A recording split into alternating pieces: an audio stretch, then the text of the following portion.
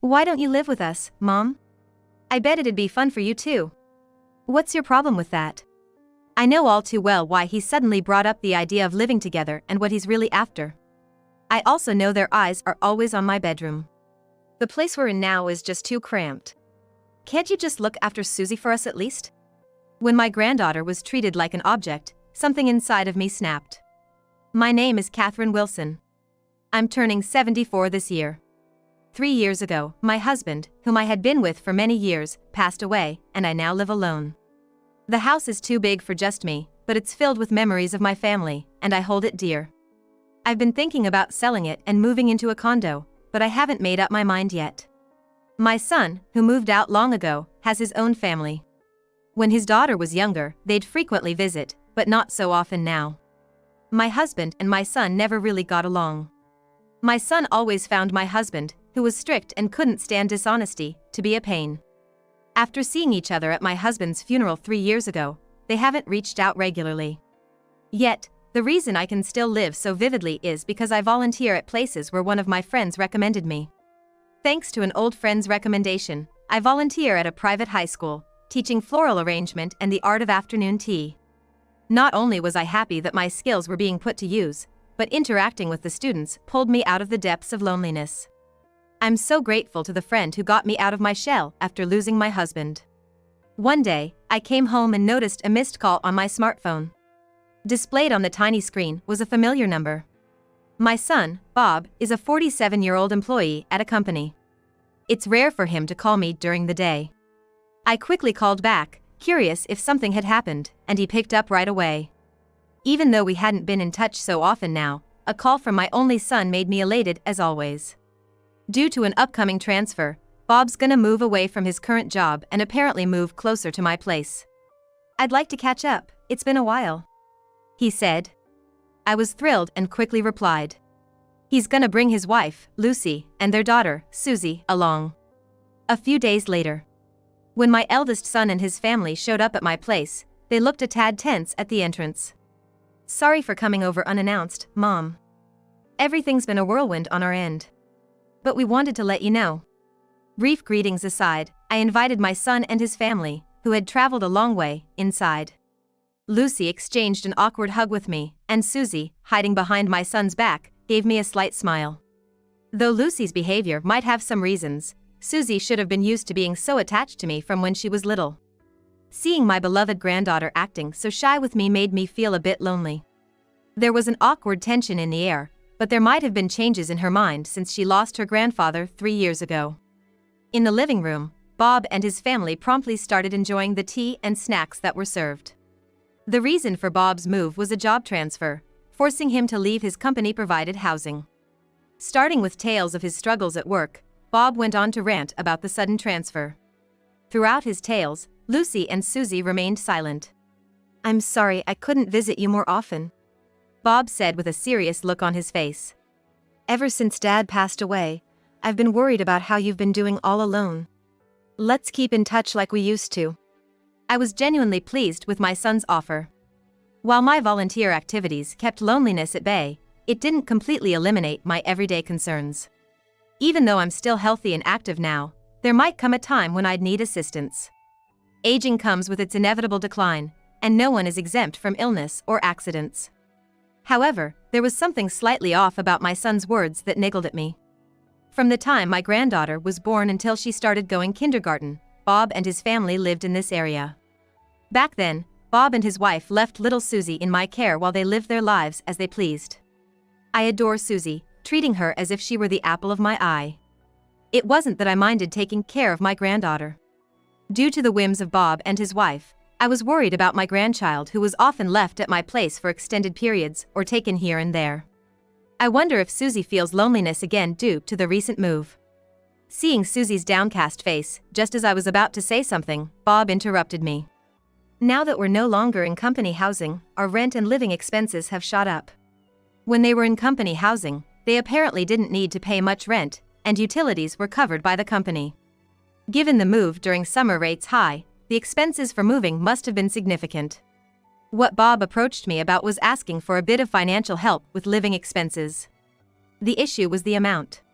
When he mentioned he needed about $2,000 a month, totaling $6,000, I was genuinely taken aback. Could a simple job transfer really require so much money? It felt suspicious, but it was hard to pry for more details in front of the grandchildren. Bob kept saying if he could get help for just the first 3 months, he'd figure something out after that. He seemed genuinely sorry. Seeing both Bob and I fall silent, Susie cast a troubled look and looked down. Well, if there's anything I can do, I'll help.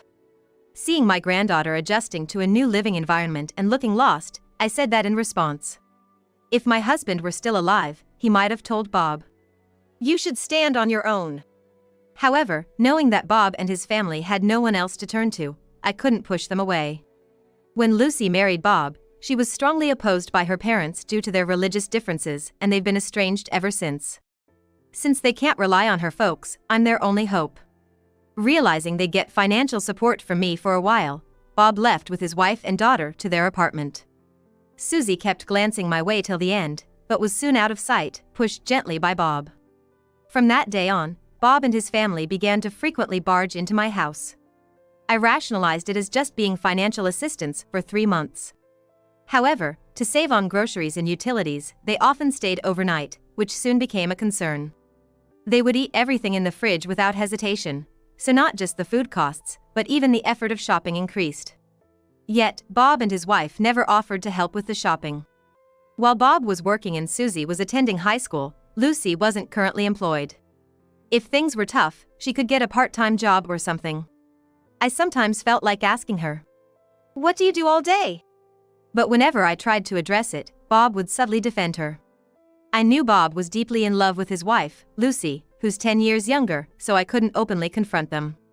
I'd remind myself not to interfere in another family's matters and took care of Bob and his family in the beginning. However, it wasn't just meals, but they'd also ask for pocket money and groceries, and it became routine. That wasn't my only concern. I noticed that Susie always looked sad and hardly ever talked. She should be enjoying her high school days the most, but I felt no vigor from her. She wouldn't join in on her parents' conversations, and even when I tried to initiate a chat, she'd just give a faint smile. Especially when I asked about her school life, she'd look like she was about to cry and shake her head. Oblivious to her feelings, Bob and Lucy would drink and laugh as they pleased. My distrust towards Bob's family grew over time. Claiming to go to the bathroom, Susie left the living room. I discreetly followed her. Instead of the bathroom, Susie entered my room upstairs. What I witnessed there was my granddaughter frantically rummaging through the drawers with a distressed look. It was clear as day that she was searching for valuables like bank books, checkbooks, and cash. I was so shocked that I was at a loss for words. Trying to stay calm, I waited in the hallway leading to the living room, hoping for Susie to come back. "Grandma?" Realizing I had seen her going through the drawers, Susie bit her lip hard. She hadn't taken anything this time, but she was obviously after something valuable. However, I couldn't bring myself to scold her and instead kept my thoughts to myself. She isn't the type to do such things. "Susie, are you in some kind of trouble? If there's something you can't tell your parents, why don't you talk to Grandma?" Speaking softly so Bob and the others wouldn't hear, Susie, shaking her shoulders slightly, slowly turned around. She seemed hesitant to answer. Almost as if she had been forbidden to talk to me. "There must be things you can't tell your parents. Grandma's always worried about you, Susie." After a moment of hesitation, pushed by my insistence, Susie slowly began to speak. "Yeah, well, in high school." Just then, Bob appeared in the hallway. "We gotta go home, it's getting late. Your mom's ready to leave now." "Got it." The living room light was behind him, so I couldn't make out Bob's expression. Susie quickly looked away and headed to the living room to get her things. I silently watched as the three hurriedly left my home. From the other side of the nearly closed door, I was taken aback when I heard Bob raising his voice at Susie from the other side of the door. I could distinctly hear, "You know what happens if you say unnecessary stuff to Grandma, right? Bob and his family are hiding something from me." Disturbed by the events, I confided in a close friend. Although I felt bad for airing my family's dirty laundry, I briefly explained the situation. After listening, my friend was certain that Bob's family was acting strangely. "The one I'm most concerned about is your granddaughter, Susie," she said, and I had no words in response. From then on, I started consulting her about the issues with Bob's family. When my eldest son's family moved in, the peaceful life I had been living changed dramatically. Bob, who never mentioned living together when my husband was alive, suddenly said he wanted to move in with me. Bob and his wife both pleaded with me, asking if they could stay in my house. Ever since they moved in, I've been continuously drained of money. I had initially promised to help them out for 3 months, yet here they are, still lingering in my home. There were other burdens piling up, making it hard for me to give a positive answer. Seeing my hesitation, Bob visibly sighed in disappointment. "It'd be fun for you too, Mom, if we lived together." "What's the issue?" I wanted to retort. "The fun's probably just for you." But held back. Since they started imposing on me, I've been overwhelmed with chores and shopping, wearing me out mentally and physically. I've been so distracted I can't even focus on my volunteer work at the local school. Even the students have expressed their concern. If we live together, how much will I end up working for my son's family? The thought alone terrifies me. When Bob realized I wasn't going to give a favorable response, he clicked his tongue in annoyance and pointed to Susie. "Our current place is just too cramped. Can't you at least take care of Susie here?" "Hold on, Dad. We shouldn't burden Grandma like that." However, Lucy chimed in, agreeing with Bob's suggestion. Susie resisted till the very end, but ultimately, she couldn't go against her parents' wishes. Almost forcibly leaving Susie at my place, Bob and his wife held hands and headed back to their own home. This is just like when Susie was little, isn't it? Always doing as they please, and just using Susie for their own convenience. Days later, when I saw the limited belongings of Susie they'd sent over, I was livid. Honestly, I want to sever ties with Bob and his wife. But doing so would leave Susie without a place. And so, my life living with my granddaughter began. Unlike Bob and his wife, Susie often helped around the house and never asked for an allowance. Strangely enough, since Susie came, Bob and his wife hardly ever barged into my house. Thanks to that, my burdens lightened considerably. The only concern was that Susie often seemed down. Other than that, life with my lovely granddaughter was delightful. Susie, as gentle and sincere as ever, would help with the chores even when coming home late. But a single remark from a friend I met after a long time plunged me into despair. "Is your granddaughter attending school regularly? I often see her around here during the day." "Huh?" It seems my friend has spotted Susie wandering around this neighborhood during the daytime on several occasions. Susie seemed aimless, often going in and out of parks and libraries. My friend even mentioned seeing her enter my house during the hours when I was volunteering at the high school. I couldn't confidently say that Susie was indeed going to school regularly. When she came home late at night, she always looked exhausted and didn't seem to be enjoying her school life. A part of me felt guilty for doubting Susie. But I couldn't ignore it. Without telling her my detailed plans, I left the house and decided to come home at an unusual hour to observe what Susie was up to. As I quietly approached my room, sure enough, there was Susie in her school uniform, rummaging through drawers and cabinets, pulling out checkbooks and bankbooks. "Susie, can't you just tell me what's going on?" Caught off guard by my voice, Susie froze on the spot, clutching the checkbook and bankbooks. After a few moments of silent staring, she began to sob. Words to beg for forgiveness poured out of her mouth time and time again. "I don't mean to blame you," I said as I hugged her, and Susie tearfully spilled everything. It all began a few months ago. It turned out that Bob and his family had to look for a new place to live. But it wasn't a job transfer that forced them out of their company-provided house. Bob had caused significant trouble at work and was forced to resign, and consequently, they were evicted from the company housing. The financially strapped Bob and his wife, with Susie in tow, apparently decided to move, relying on my assets and support. Bob has been living off my money, all the while hiding the fact that he's unemployed. But there's more. Shockingly, Bob and his wife had been using Susie to steal small amounts of cash from my home. I had noticed recently that the cash I'd stored deep in a drawer was missing. I knew it was Susie's doing, but I chose to turn a blind eye. I never imagined she was doing it under her parents' coercion. Bob would forcibly convince a reluctant Susie and order her repeatedly to steal cash. He probably thought that if it's Susie, whom I adore, she wouldn't get into trouble even if she rummaged through stuff at home. Still, kind-hearted and sincere Susie fiercely resisted her parents, knowing that stealing was wrong. When Susie defied them, Bob and his wife threatened her. "If you don't do as told, we'll make you drop out of high school right now." Being told they wouldn't be able to send her to high school without money, Susie had no choice but to comply tearfully. "But I really didn't want to steal from you, Grandma. That's why I secretly started working." That was her only allowed act of rebellion. But the hard-earned money she made was never used for living expenses, plunging Susie into deep despair. Susie's high school had a rule against part-time jobs, and she was confronted by her teacher when they found out. Just add insult to injury. To add to breaking school rules, rumors spread about her mother as a sloppy woman going frequently to bars, making Susie feel out of place at school. She tearfully told me she hasn't been attending school at all lately. "I'd rather go to jail at this rate. Grandma, please call the police. I don't want to go back to that house." Once cash wasn't enough for her parents, they instructed her to steal the checkbooks and bank books. They must have proposed living together and left Susie here to watch for an opportunity to steal my assets. Hearing such shocking words from my high school-aged granddaughter made my mind go blank. The thought that jail might be better than returning to her parents' home. I hugged the sobbing Susie, wondering why she had to endure so much. Something snapped inside me. The intense hatred that sprouted in my heart was directed at Bob and his wife. On behalf of my granddaughter, who was repeatedly begging for forgiveness with a trembling voice, I was determined to get revenge on the two. A few days later, Susie confided everything to me.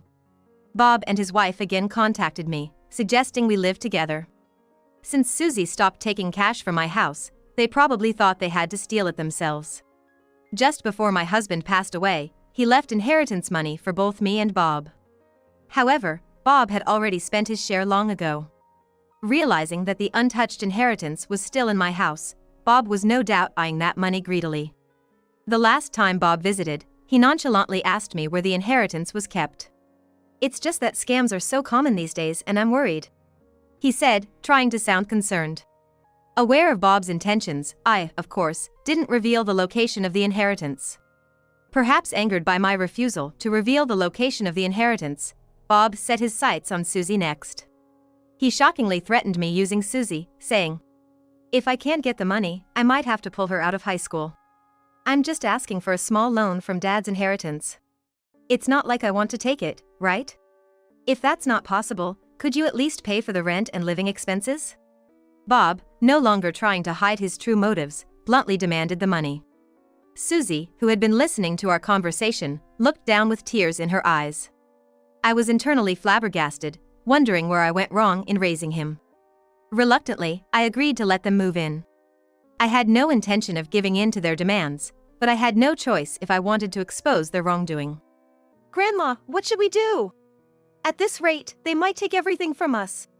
Susie, in a panicked tone, tried to hold me back, but there was no turning back. "There's nothing to worry about. All you have to do is pretend you don't know anything and watch over them." Everything was going according to plan. If they thought I would let them into my house without any strategy, they were sorely mistaken. One quiet afternoon. Not long after I started living with Bob and his wife, a loud alarm would sound in my house. I received a call that someone was trying to break into my room, so I rushed home from school. Even without seeing the face, it was clear who had broken in. A security officer had apprehended the intruder. I sighed when I saw Bob, who was looking flustered. Lucy had a pale face and seemed unable to do anything but stare at Bob. It seemed she had been posted outside the room to keep watch. "How did you do this with your tech illiteracy?" Pointing at the newly installed security cameras and alarm system, Bob yelled. A friend had installed the security measures in my room, where the safe was kept. I had been consulting with this friend about Bob and his family for some time and decided to beef up security on her advice. Bob and his wife had planned to steal only cash from my room and secretly dispose of the bank books and other documents. They dared to take the bank books and other documents to make it look like the work of a robber from outside. Susie had heard about this plan, but since she was so distant from her parents, she told me everything. "Well, you finally showed your true colors. Not working and treating your daughter like a tool. Stealing a mother's savings? You're out of your minds. What's wrong with going into one's parents' room? I'm your family, living here with you. This is just nitpicking." As Bob repeated his excuses in front of the security company representative, I confronted him with various pieces of evidence that Susie and I had gathered. He didn't transfer to another job but was actually fired, which led to them being kicked out of their company-provided home. There are also testimonies from acquaintances that he lied about working and was actually drinking and hanging out during the day.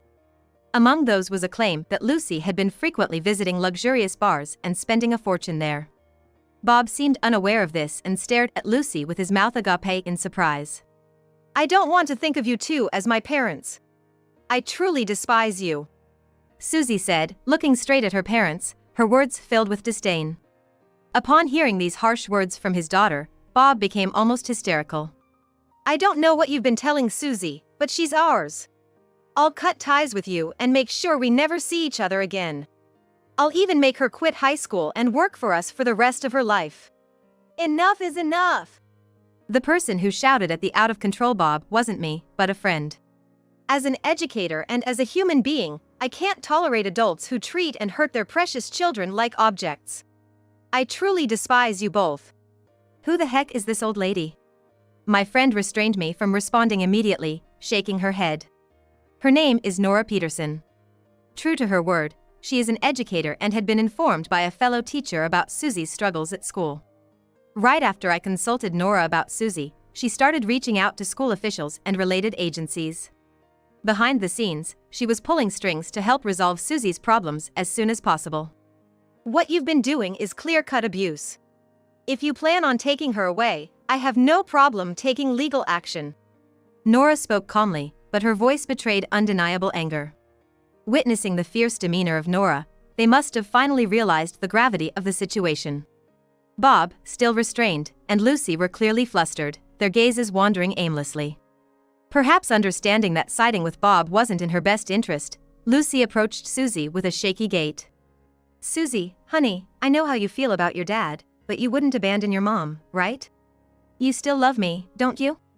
Who does Susie think is to blame for her feeling out of place at school? Even though Susie worked her tail off at her part-time job, all the money ended up in her parents' pockets. There's no sympathy left for her mother, who mindlessly spent her time at bars, while never reprimanding her father Bob's misdeeds. Susie hid behind me and Nora, rejecting the hand her mother reached out to her. "You get it now, don't you? This isn't my idea, but a choice Susie made on her own." Both Bob and Lucy, with quivering lips, send us despair-filled looks. It's too little too late now, no matter how much they regret. In exchange for not getting the law involved with everything that happened now or in the past, I made sure the couple promised never to show up in front of me again. After ensuring the couple left, I repeatedly thanked the security company's staff and asked him to leave. I expressed my deepest gratitude to Nora, who supported us until the end. Nora kindly listened to words from a downtrodden Susie before she left us. "You know, I had dreams until I was in middle school. There was this high school I wanted to attend, and I worked hard studying to get in." The high school Bob and Lucy told her to give up on due to lack of money was a reputable private high school in town, kinda like a sought-after prep school in Massachusetts. From then on, Susie, having lost her dreams, didn't immerse herself in high school life and lost her spirit, she shared. After hearing Susie's story, Nora warmly smiled. "That's the high school where your grandmother volunteers. Why don't you try taking the entrance exams in the fall?" Susie looked up at Nora's words. "Oh my, it's not every day that the principal personally invites you. Susie, it's never too late to chase your dreams, right?" With wide eyes, Susie murmured, "The principal?" and shared a laugh with me while gazing at Nora. Susie clung to the school brochure handed to her by Nora as if it was a treasured possession. Months passed, from summer to fall and fall to winter. As for the couple, a heated argument in their cramped apartment led the neighbors to call the cops. The money Lucy took from Bob, which she spent all on some guy at a bar, was probably one of the reasons. Bob lost his temper when told, "If there's no money, there's no reason to stay together." I heard through the grapevine that the incident led to their divorce. Being abandoned by his younger wife, whom he doted on, Bob seemed to be completely down and out, but now appears to have settled down. On the other hand, with encouragement from Principal Nora, Susie decided to transfer to her original first-choice high school starting in September. With available scholarship programs and special student privileges, there's nothing to worry about financially. Receiving advice from my friend Nora, child consultation centers, and related organizations, I officially became Susie's guardian. Instead of commuting from my home, Susie decided to live in the school dormitory. Because the couple knew the location of my house, we decided it was best for Susie not to live with me for her safety. Yet, I don't feel lonely.